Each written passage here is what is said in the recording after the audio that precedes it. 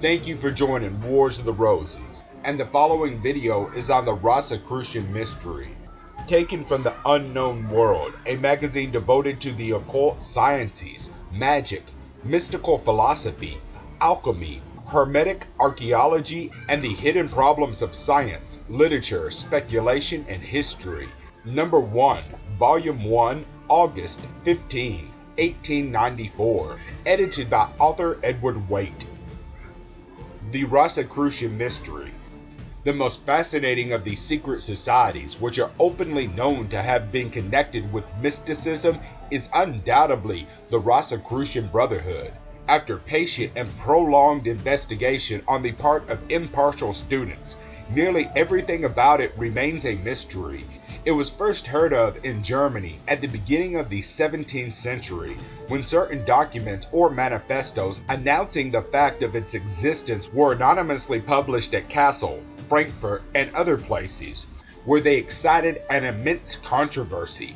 The documents in question have been printed, and an attempt to collect the evidence concerning them has been made in a work titled The Real History of the Rosicrucians, which was published in 1887 and is still to be obtained. It is not an expensive book, and as it enters very fully into the controversy and contains the bulk of the material for a judgment, the reader may be reasonably referred to it for a substantial groundwork of knowledge. In view of the fact that the unknown world will borrow nothing from contemporary literature, it is not possible to reproduce the manifestos here, and otherwise they are in some cases of prohibitive length.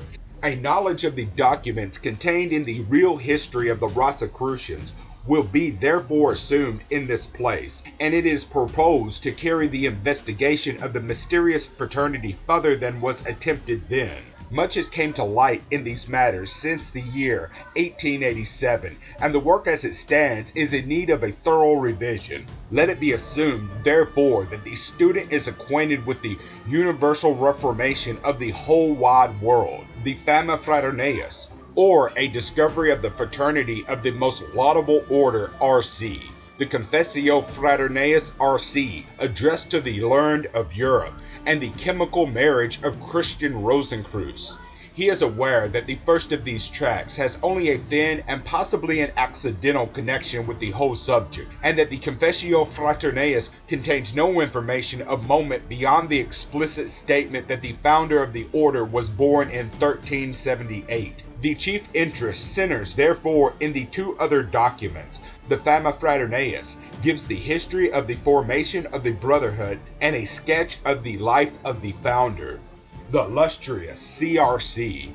It may be noted in this connection that no names either of the order or its first personalia seems to be given in the early edition of these tracts. The chemical nuptials narrate in a species of romance or vision the initiation of Christian Rosicrucian into the supreme mysteries of alchemy.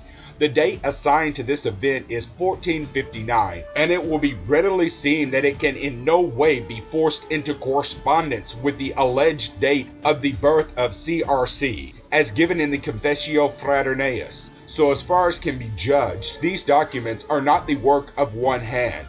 The Universal Reformation is literally translated from an Italian author, Buccolini. It differs in every aspect from the Fama and Confessio.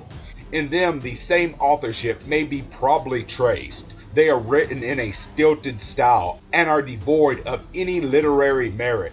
Both are noticeable as the work of an ardent partisan of the Reformation inaugurated by Luther.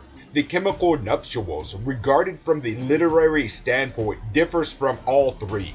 It shines with the splendor of hermetic parable, and with its thousand quaint devices, its trumpets of beaten gold, its spangled and sky-robed ladies, its doves and ravens, its symbolic badges of roses, its banners, wreaths, and scarves, its pages and maidens, its mighty palaces, its halls and bedchambers, its dramatic mysteries and wonderful adventures, It is good reading, even at the present day, and simply from the storybook standpoint, independently of any interior meaning. Now, the chemical marriage of Christian Rosicrucian was beyond doubt written by Johann Valentin Andrea, for he distinctly admits this in his autobiography, which, however, remained in manuscript for the space of almost 2 centuries.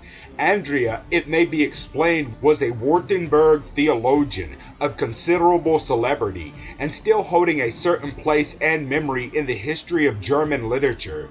He was born in the year 1586 and died in 1654.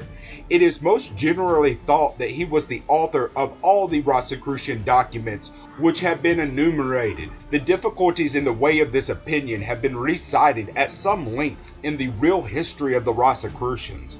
It is proposed in the following papers to reopen the whole question, and in the light of fresh investigation to consider: A. Whether there is any good reason to suppose that the manifestos issued from a society which existed corporately at the period of the publication.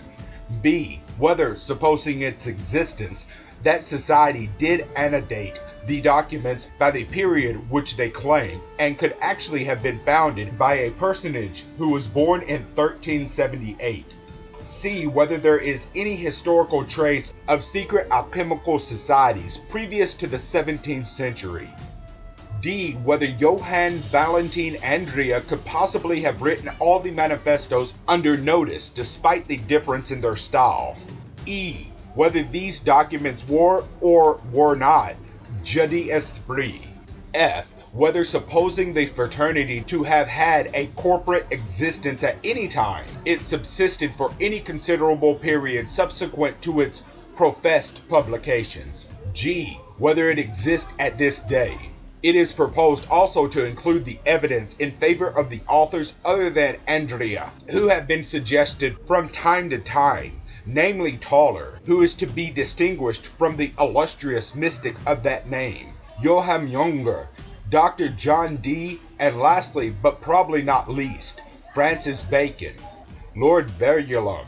The inquiry will be enriched by the citation of many documents, some of which will be given in extenso, and of biographical notices of people who at various periods have claimed that they were in fact Rosicrucians. As regards this last department, a special interest will attach to that portion of the memoirs which belong to the years immediately preceding the French Revolution, when to some extent Rosicrucianism may be said to have merged into Freemasonry, when Masonry at least borrowed from the elder fraternity what was known of its symbolism and a certain portion of its ostensible aims. At this point, the present introductory article may be permitted to close, in order that the reader may acquaint himself with the documents to which reference has been made. The second paper will enter fully into the controversy which was occasioned by their appearance.